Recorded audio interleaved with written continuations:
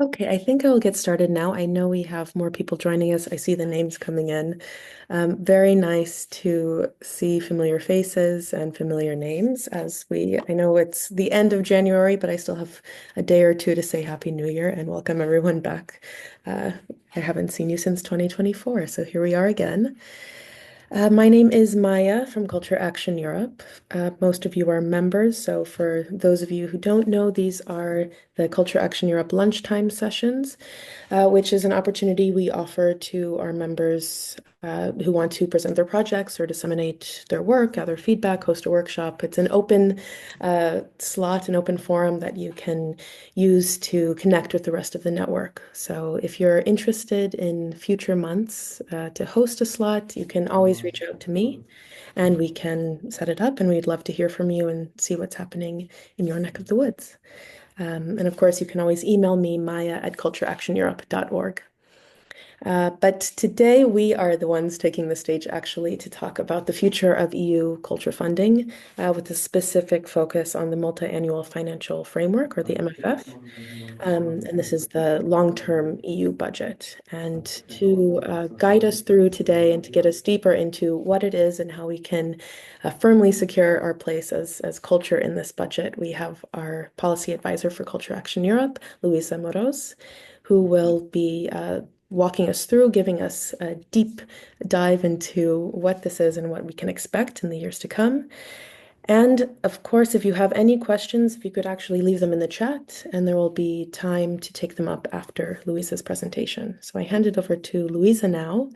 And yes, I'm very much looking forward to seeing everything you have to teach us today, Luisa. Hello, thank you very much, Maya, and thank you to our participants for your interest in such a complicated yet very vital topic, which is money.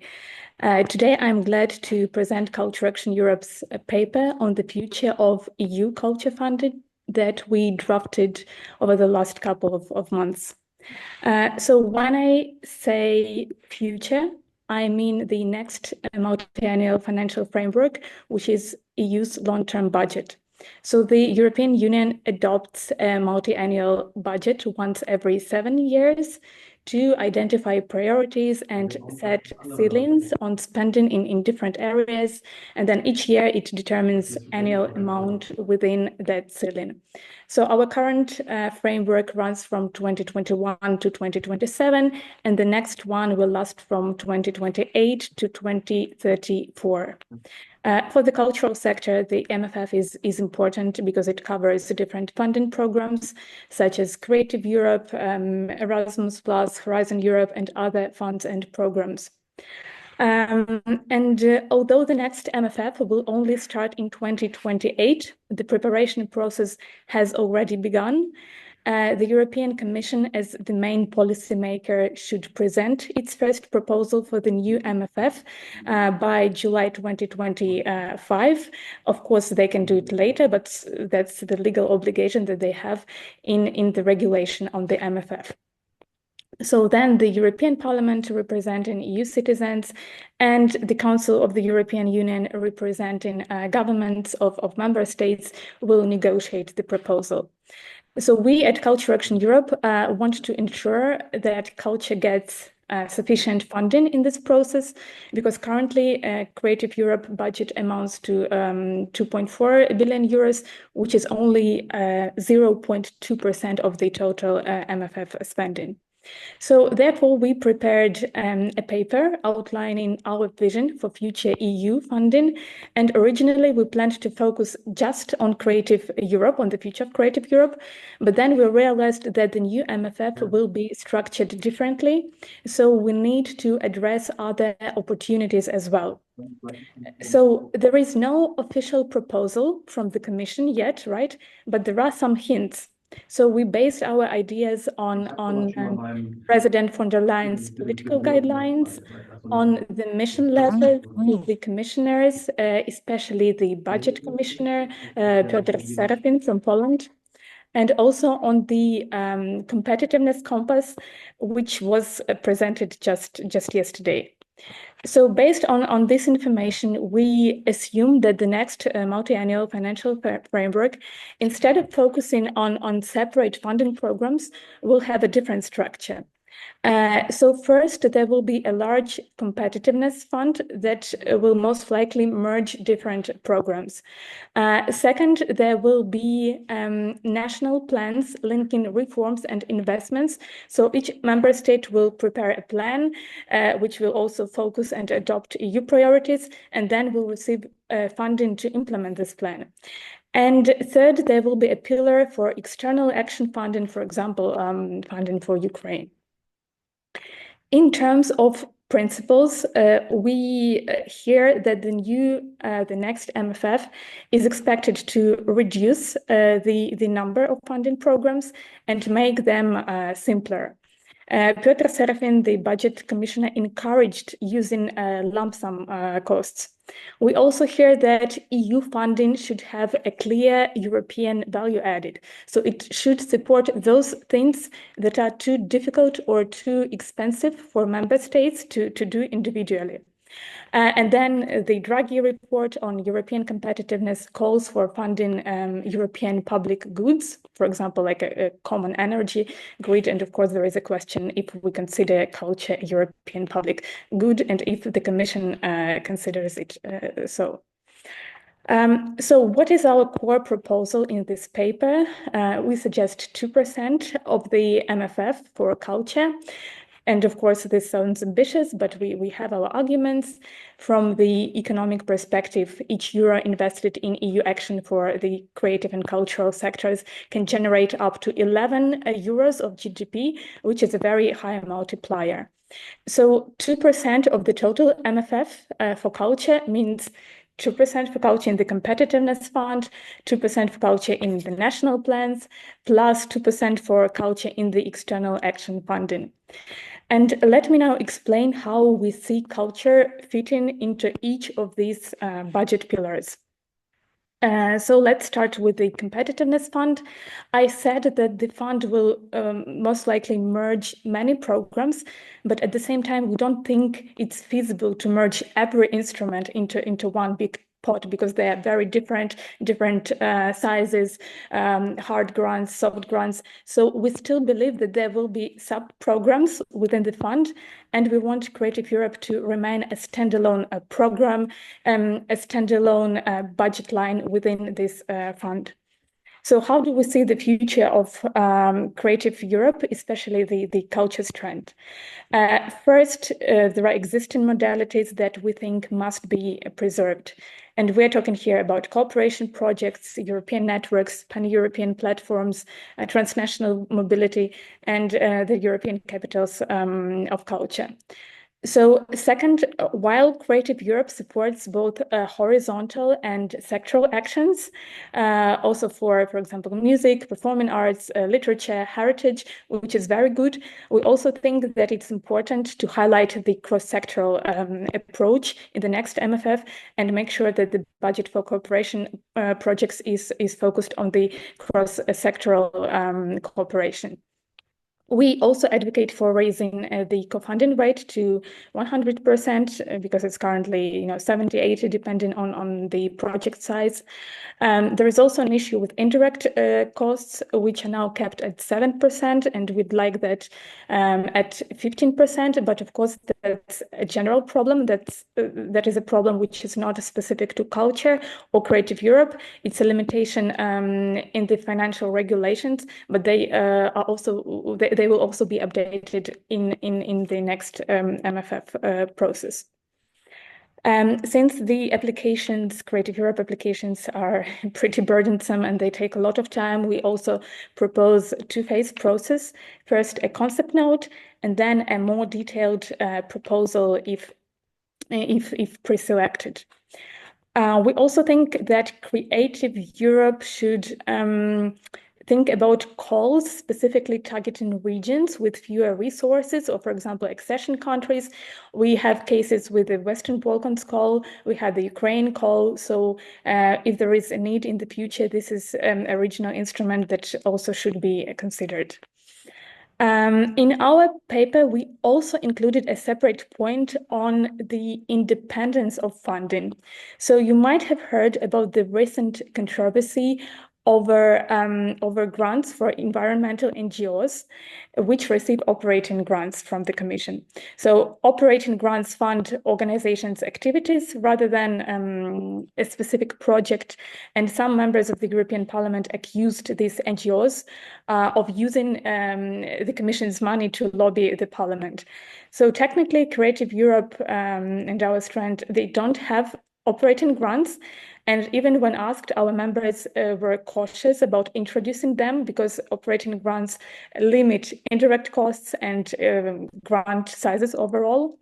And now the beneficiaries of operating grants, as we see, face administrative and political pressure, if we can call it so. And at first sight, it seems that it doesn't concern Creative Europe, right? Because we don't have this operating grants. But we believe that if certain parties want to tighten rules, to tighten the screws, they would find a way to do so through restrictions imposed even on regular grants, because both action grants and operating grants still have many things to do with policy. So that's why we specifically highlighted in our paper the independence of funding. We also have additional suggestions for Creative Europe, but only in case if and only if the budget is increased.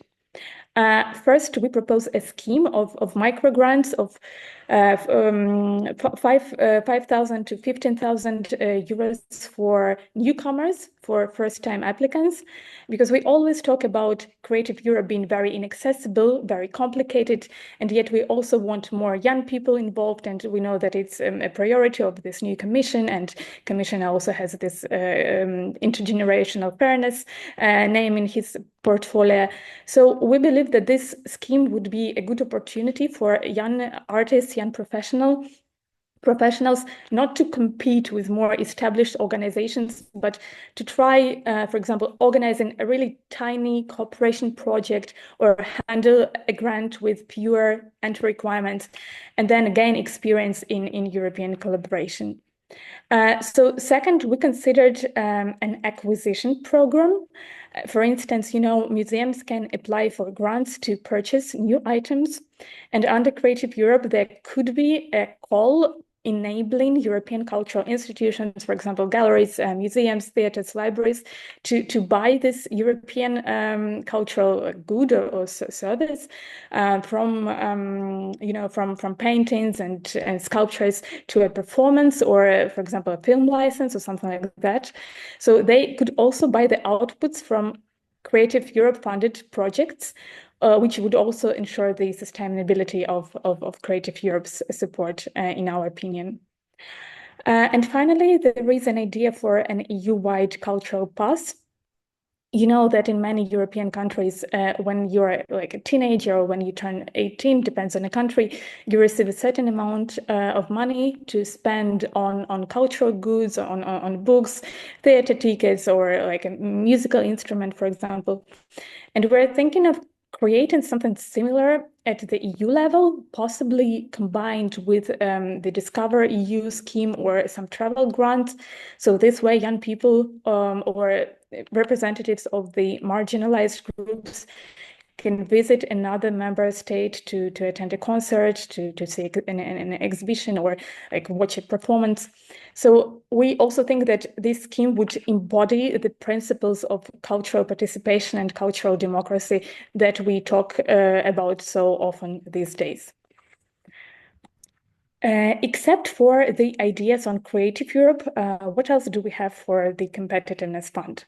So in terms of mainstreaming culture in other sectors, we believe that the cultural component should remain in other programs like Horizon, Erasmus, Serve, Single Market Program, Digital Market Program, InvestEU programs, or like their successors in the next Competitiveness Fund.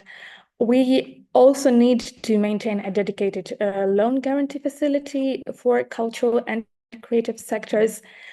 Moreover, Culture Action Europe has a separate paper on Horizon, on FP10, Next Framework Program for Research and Innovation, Horizon successor.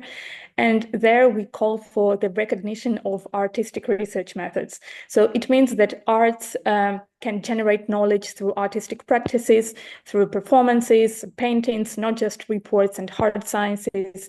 And we want such creative works to be considered valid research outcomes of the Horizon project. And we have a separate paper on that. And I know that our members, Elia, for example, is now also working on their proposals regarding the future of FP10. So lastly, we propose extending the Strategic Technologies for Europe platform model to culture funding. So Strategic Technologies for Europe platform, STEP. What is STEP?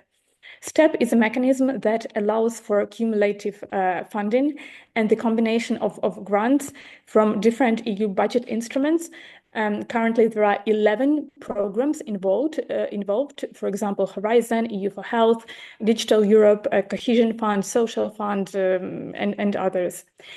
And at his confirmation hearing, Piotr Serafin, Commissioner for Budget, said that that's how he sees the working model for the Competitiveness Fund. The Competitiveness Compass that was published yesterday also suggests like a similar competitiveness coordination tool. And we think it would be good that this model is extended to cover culture funding. For example, imagine a project with research element under Horizon and also artistic part under Creative Europe. So that's our thinking on the first pillar, on the Competitiveness Fund. I know it's a lot. So remember, we discussed Creative Europe, what should be preserved, plus some extra suggestions if the budget is increased. So micro grants for newcomers, an acquisition program, and then EU-wide cultural pass. Then we talked a little bit about cultural mainstreaming and cultural component in other programs, and then the STEP model for cumulative funding. And also, if you have questions, you can text them in the chat, and I will take them from after the presentation. So second pillar, national plans that link reforms and investments. So during the pandemic, there was a recovery and resilience facility when member states came up with recovery plans focused on green and digital transition, and then they received EU funding to implement those plans.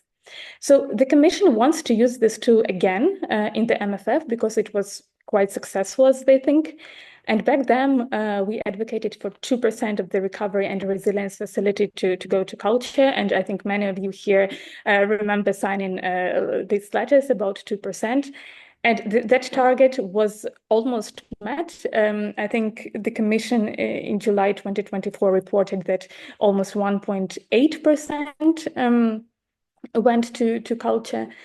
So we suggest building on this legacy and trying to repeat this success, but also learning from the mistakes, because there were some mistakes.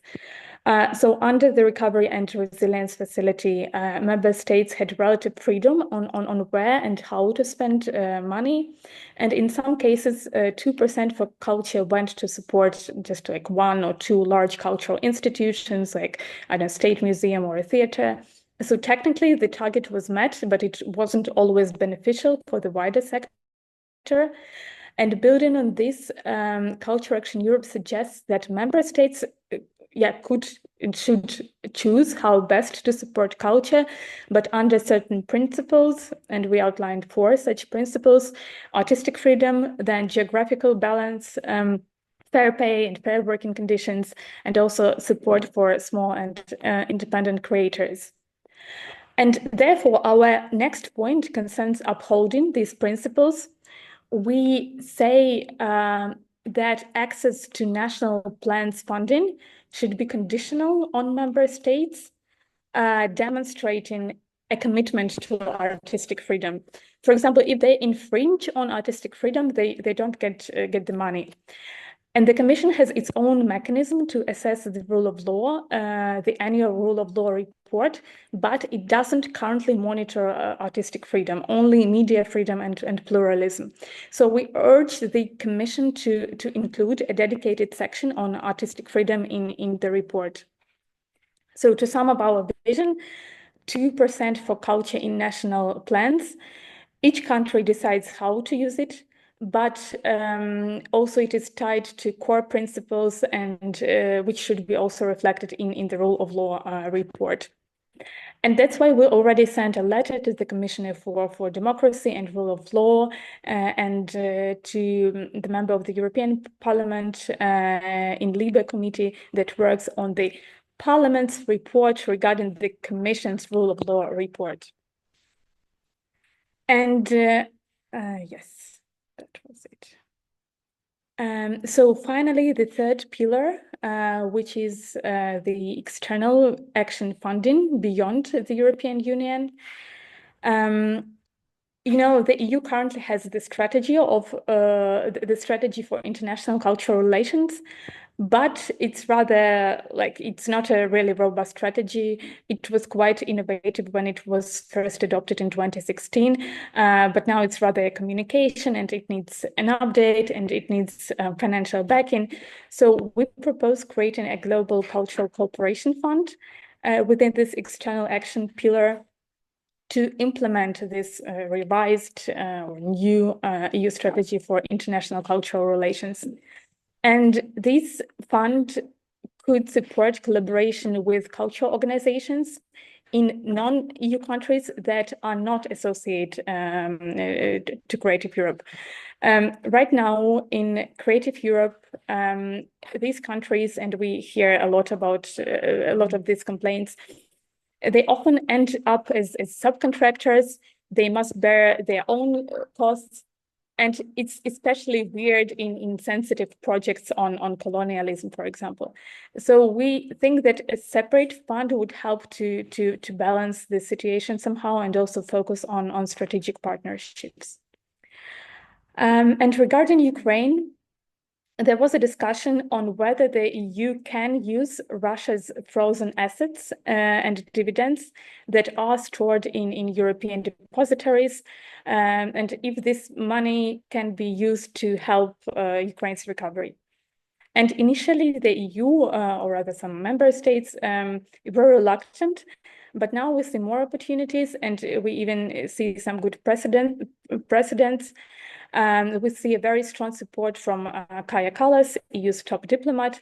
So, and given the imperialistic and cultural character of Russia's aggression, we think it's only fair that 2% of that money can go to Ukraine's cultural recovery, cultural restoration, and of course, letting Ukraine decide how and through which mechanisms to spend this 2%. And finally, culture should become a strategic pillar of the European democracy shield. So this is an initiative which is announced by Ursula von der Leyen. No one knows now what that shield will look like exactly, but most likely it will be a set of measures to tackle foreign interference by, for example, strengthening media literacy, fact-checking, implementing the Digital Services Act, the AI Act, and we believe that culture belongs there too. And we believe that the best way to counter anti-democratic narratives isn't to refute them, but rather to support the creation of European cultural content which is rooted in democratic values. And we look at Romania as a very clear example. And we think that the European Union can either let its citizens be exposed to authoritarian influences that undermine the very legitimacy of the European Union, or the EU can invest in cultural participation as a pillar for security, resilience, and critical thinking.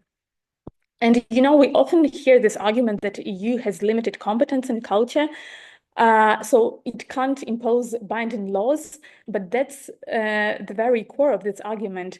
The limited competence only means that it cannot legislate here, right?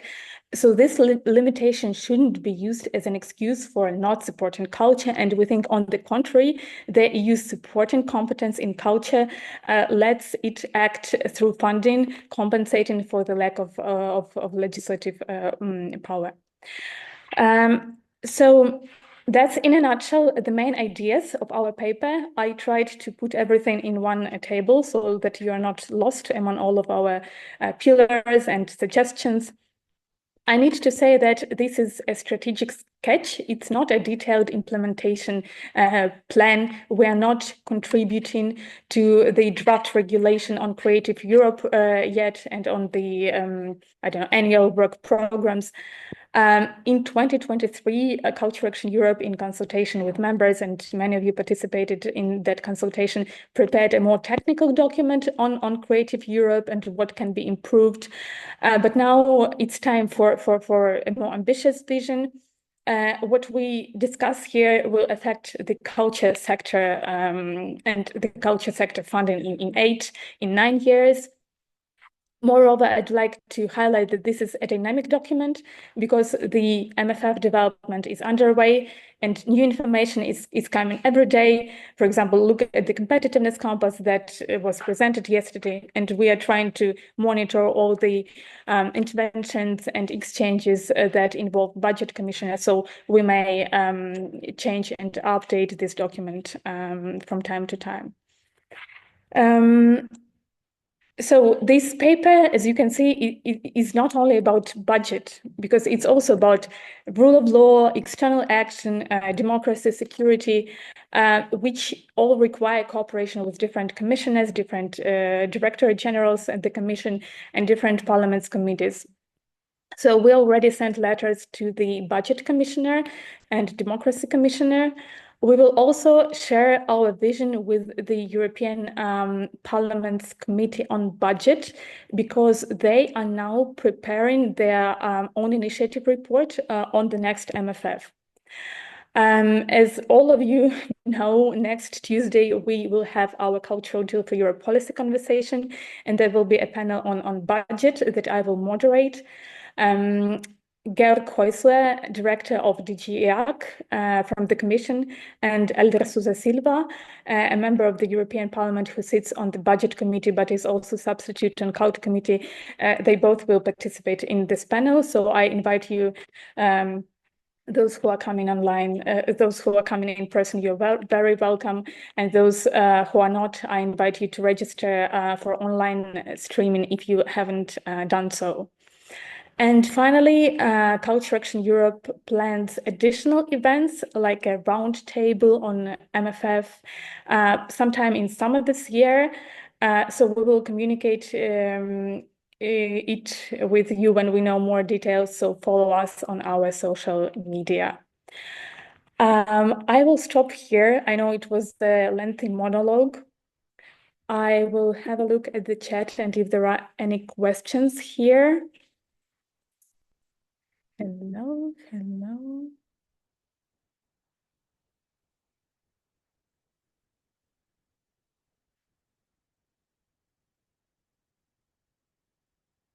Okay, many comments. Let me go through them. And meanwhile, if you have additional questions, you can raise your hand.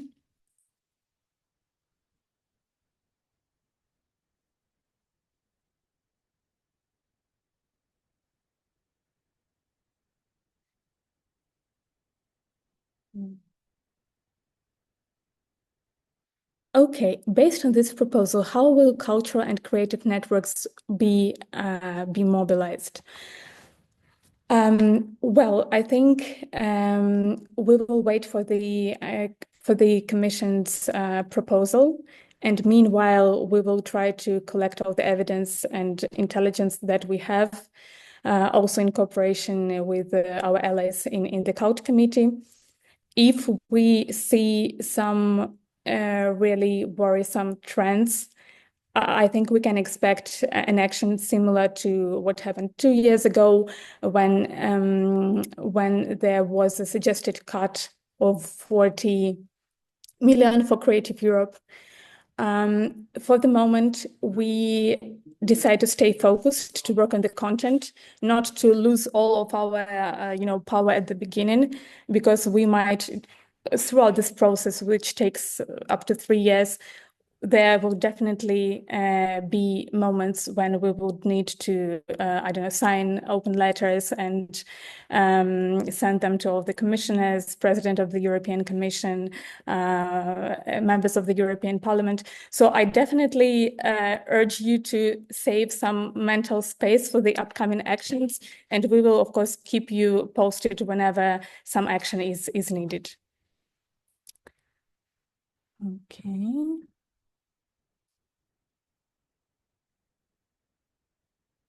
The conditioning Kaya proposes is only to artistic freedom or to all the 4 principles, including fair pay. So we suggest to include artistic freedom in the rule of law report. Of course, it's an ambitious goal. So it's plan A, have a standalone artistic freedom section in the rule of law report. If not, plan B would be to have a freedom of artistic expression pillar, which would include 3 freedoms: artistic freedom, media freedom, which already exists and which is covered by the rule of law report, and then academic freedom. But also these 4 principles that I mentioned: artistic freedom, fair pay, geographical balance, and support to small and independent creators, they would apply to national plans, right? So if it would be a condition for member states to support culture and cultural sector in their countries, and they should follow these 4 principles. But as for the rule of law report, it's just one artistic freedom section that is covered. I don't know if I answered your question, if it's clear now. Okay. To what extent does this paper intersect with the Cultural Deal EU campaign? Is it incorporated there, or does it exist as a separate action? So yes, our Cultural Deal for Europe campaign calls for 2% of the EU funding to be spent on culture. And as you know, it's a historic action, historic campaign. And next Tuesday, you will also see, I think, our updated call, or probably you can see it already published on our Cultural Deal for Europe website. But the thing is that the Cultural Deal for Europe campaign is run or coordinated by 3 partners: Culture Action Europe, the European Cultural Foundation, and Europa Nostra. So all of us share this 2% call. Whereas we as Culture Action Europe, we went more into detail to actually present our vision and how funding for culture can be streamlined in other pillars of the MFF budget. So they don't contradict each other. It's part of the same picture, but I'd say the Cultural Deal for Europe campaign presents more of a helicopter view and large political call. Whereas here in this paper, we wanted to go one step further and analyze the current developments of the MFF at a deeper level. Can you share slides after the webinar? Yes, I think we can, Maya, right? Yes, definitely. Any opinion on the use of cascading grants, cascading funds? I think that was one of the questions that we discussed at our reflection task force on Creative Europe. And generally, the opinion was quite positive. Of course, cascading funds, cascading grants can create some bubble of the recipients, and it's one of the disadvantages of the scheme. But overall, I think we agreed that it's important to preserve the funding for pan-European platforms. Yes, 60%, yes. Will you at some point give us access for commenting on the draft paper on Google? We can give you access, but at the same time, there was a separate survey for gathering feedback and comments on this paper. I don't know if you saw it. We shared it on our decoder, but sure, I think after this presentation we could share both links so that you have access. Okay. Yes, now I see Katarina. I just wanted to add something to the cascading grants, what you said, and with the discussions. I think because we as EMC, we were part of a consortium that also did one of the bigger cascading grant calls for the music sector. So we have some experience with that. And one of the outcomes really was for us that the big advantage, there's some advantages and disadvantages to cascading grants. And one of the big advantages was the ability to distribute smaller grants to and to with that also reach organizations who are new to EU funding.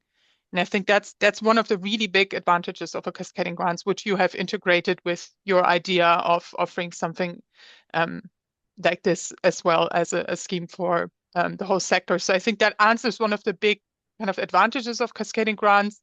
I think cascading grants in itself, the big challenge with them is the conditions that are currently applied from DG EAC, at least to without going into detail. So that's at the moment one of the big challenges. But yeah, just wanted to add this one thought on cascading grants. Yeah, great, Katarina. That's exactly what we discussed, indeed. Rocio, I see your hand. Yeah, thank you. Thanks, Luisa, for this work and then also for the paper, which was very, very useful. I just had a question, and it's sort of some food for thought also for all of us to start thinking.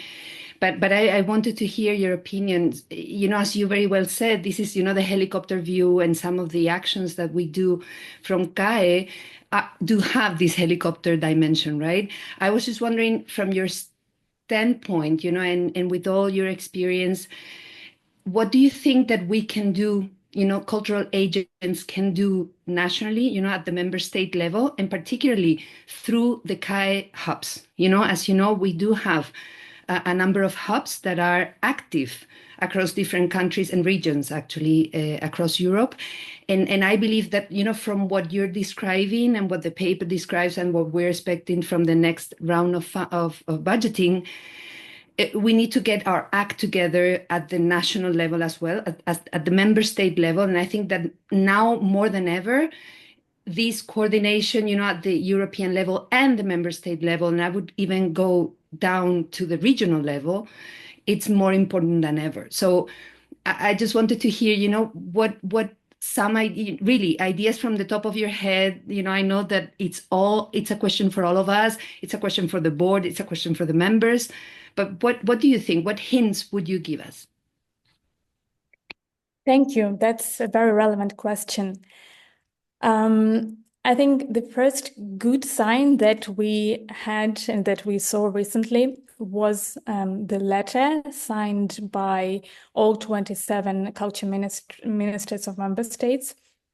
The action was initiated by Latvia and Estonia at the end of November at the Culture Council. And this open letter calls for the continued support for cooperation in cultural and creative sectors. And also the audiovisual sector is particularly highlighted there, but also cultural sector at large. And of course, EU culture ministers and council at this moment cannot preempt the MFF discussions in a very open and evident way. But we also see it as a very strong and positive signal from member states and EU culture ministers to preserve Creative Europe as a standalone budget line in the next MFF. So, and it's good to have this commitment, and it's something that we can start from. So, coming back to our regional hubs, We at Culture Action Europe and in 2025 will be having mentoring visits. We'll cooperate with our regional hubs, and we are discussing here now the methodology that we can use. Coming to each regional hub, having some workshop on advocacy, how to collect ideas on the next culture campus, the next strategic framework for culture, because that's like another big thing. I haven't mentioned it here in the presentation, but we think that MFF and culture campus, they're two sides of the same coin and of the same process. The Culture Compass will define what we should fund, and MFF how we fund that, right? And we are already developing this unified methodology on how to collect feedback from our members at the regional level, and then also to make some kind of analysis and position paper. And I think we could also add here a component on EU funding and on MFF, on the vision of our members regarding the MFF drafting process. So that would be one way to include our members in this MFF preparation process. Of course, we have now Polish presidency of the Council of the EU. We have then Denmark and then Cyprus. And these three countries would be essential and very crucial in the MFF negotiations. So I think it's also for us a point where we should probably highlight or reinforce the participation of our regional hubs in that regions, and that would be very, very, very helpful.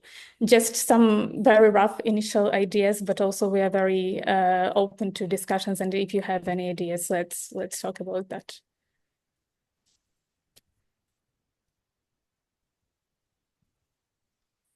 Okay, I see Irene. Hello, Luisa. Hello, everybody. Thank you, first of all, for this really, really helpful work, which I will reference already to my board, I think. I wanted to ask a bit of a practical question, because you mentioned that this paper will still be in development in the coming time, also because this information keeps coming, the new competitiveness compass, et cetera, et cetera.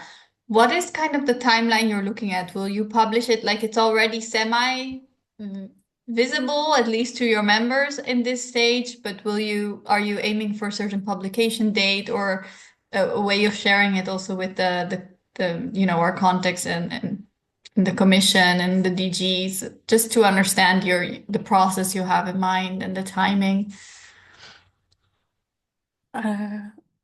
Okay, I wasn't sure that I hear all of your intervention because there was some disruption. I don't know if it's on my side or on your side. But yes, so we are taking these final comments. We are publishing this paper. We are sending it out to our MEPs in CULT committee, to all the different commissioners that I mentioned at the beginning of this draft paper.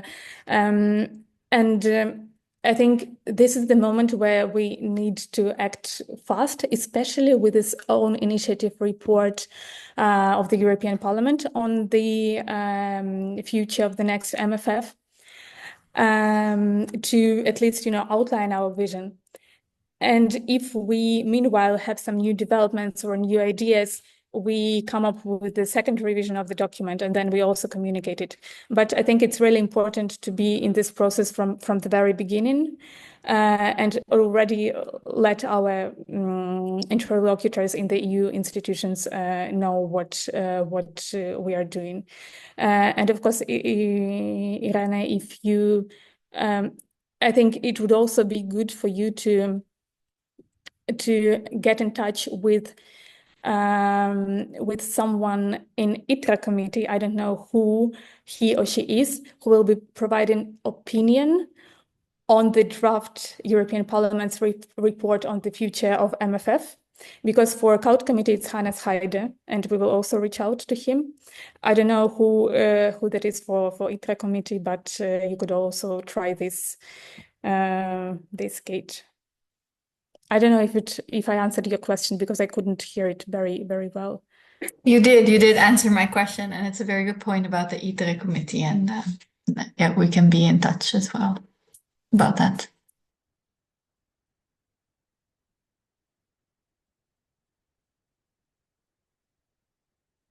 Okay, I don't see any questions in the chat or any raised hands. Probably then one last question from, oh no, I see Katarina's hand. Yeah, Yes. sorry, I had one question in the chat. It was just if you know anything about the midterm evaluation of Creative Europe, where they had the survey last year and it's theoretically been finished by the fourth quarter 2024. I was just wondering if you had heard anything on when the Commission plans to publish that. On the midterm evaluation of the current Creative Europe program. Yeah, I mean, it was even, I think, even the final evaluation of the previous and the midterm of the current one. Yes, yeah, I think it was both. I would need to check, but I heard somewhere September, but I would need to check and I can get back to you via email when I check.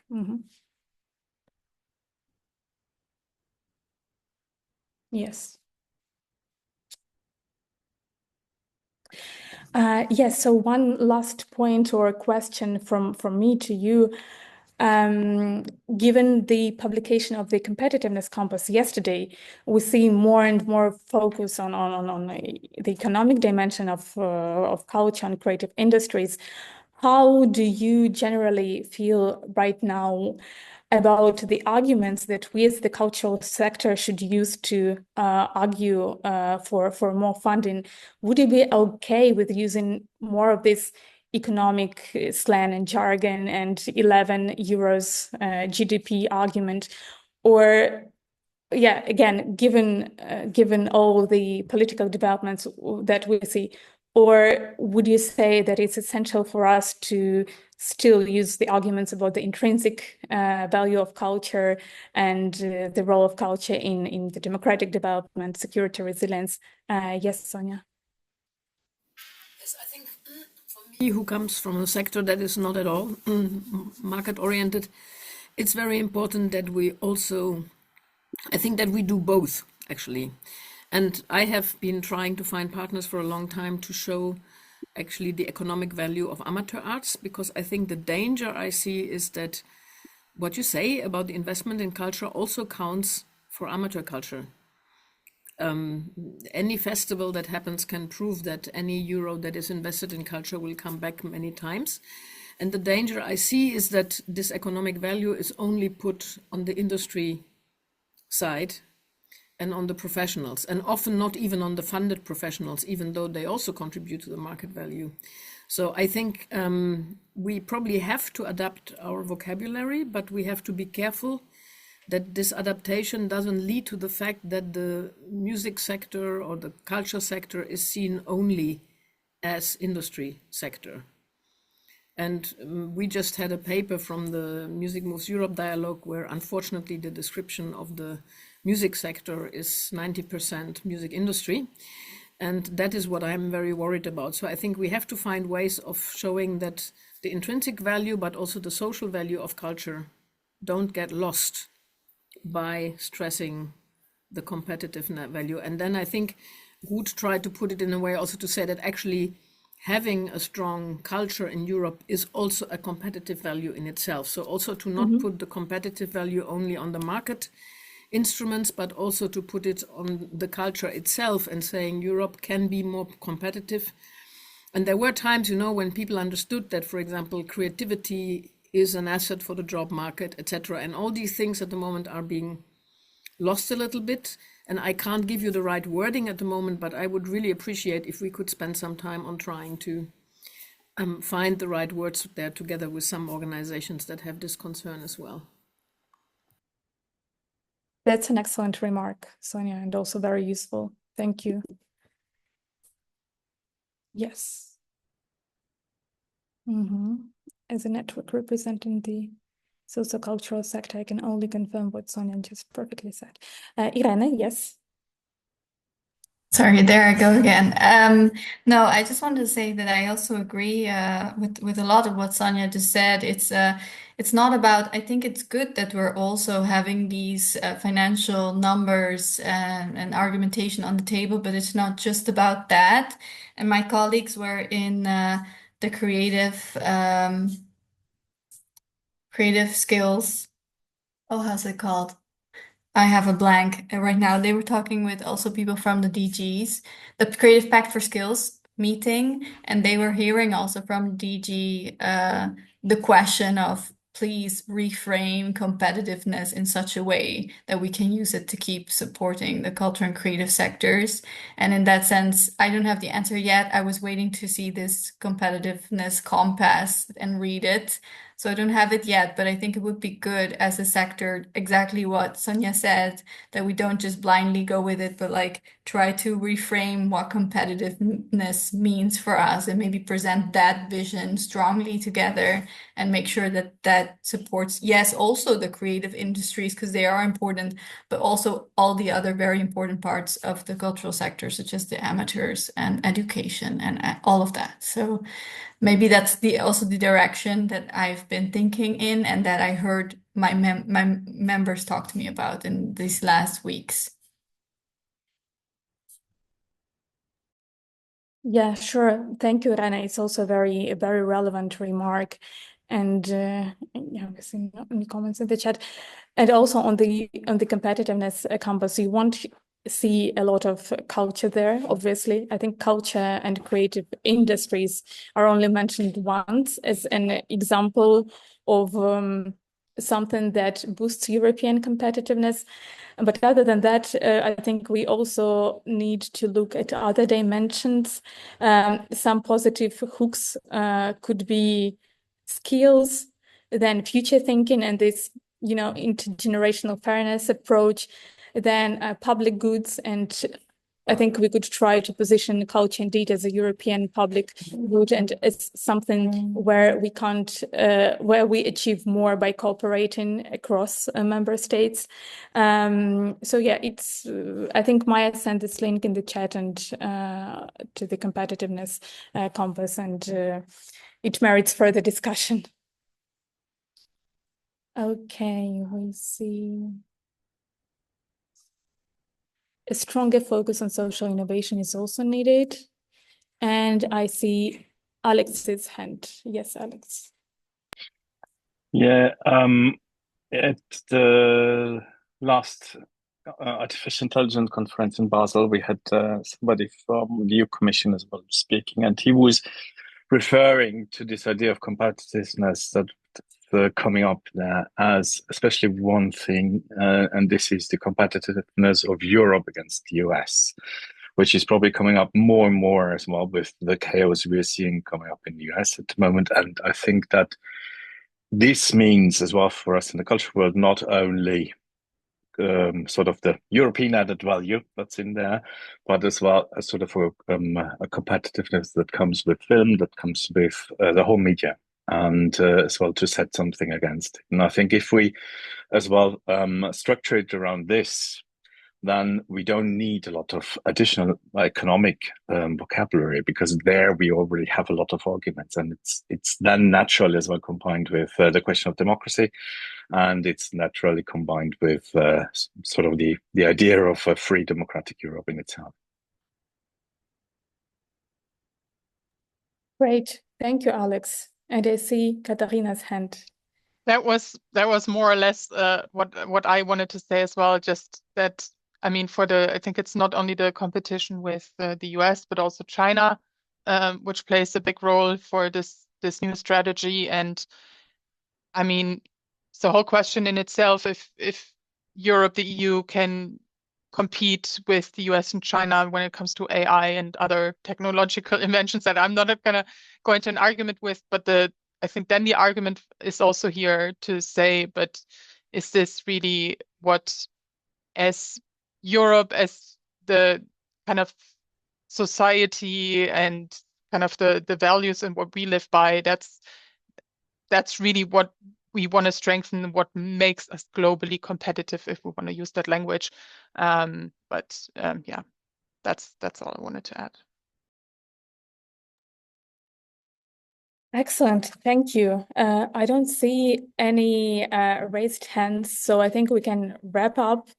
And what I will take home with me after this conversation is that clearly there is a need and a request for some coordinated members' action regarding the future of the MFF and probably more consultations at the regional level with our hubs. We well noted. And also all this competitiveness discourse. Thank you very much for this final round of remarks. It gives a lot of food for thought for our position, and especially ahead of our policy conversation on the 4th of February with Glenn Mikalev and his cabinet and MEPs from both CULT and Budget Committee. Thank you very much. It was an excellent discussion. Thank you very much for being here. And Maya, some final remarks. Thank you so much, Louisa. I know many of you have asked for the presentation. We will send that following this meeting. And of course, if anyone is interested in using this format, this hour session that we open up to our members, please let me know and we can get you on the schedule.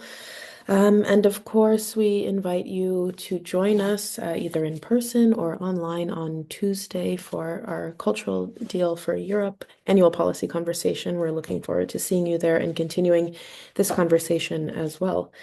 Yeah, you know where to find us, both Louisa and I. You can find us anywhere online. We hope to see you soon. Thank you so much.